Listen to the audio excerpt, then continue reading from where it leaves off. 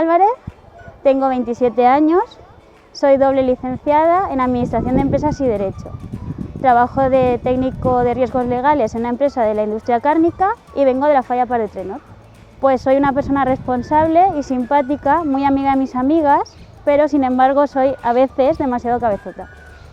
Me gusta el cine, viajar y la lectura, porque es un sitio verde donde puedes desconectar un poco del bullicio de la ciudad.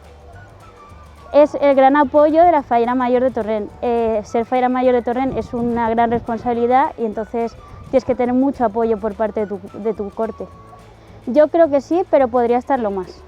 Ha de ser una chica responsable a la par de que sienta al pueblo, porque al final está representando un pueblo y bueno, una ciudad en este caso, porque Torrent ya es una ciudad.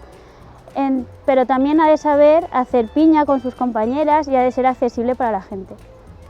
Mi falla es una falla muy joven, se fundó en 2001 y es una pequeña familia, sí.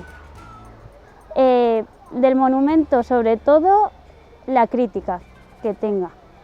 Mi artista favorito es Manolo García, sin ninguna duda, por el trabajo que hace con la vareta. Pues eliminar nada. Yo creo que debemos ser un poco conscientes y debemos dejar las rivalidades entre fallas apartadas, porque en determinados casos se dan y se notan. Entonces yo creo que eso, sabiendo que es una fiesta y que es una tradición, deberíamos intentar eliminar. Quizá más acciones sociales, porque yo creo que es una forma de hacer que mucha gente colabore y poder ayudar a las personas con algún tipo de problema o discapacidad.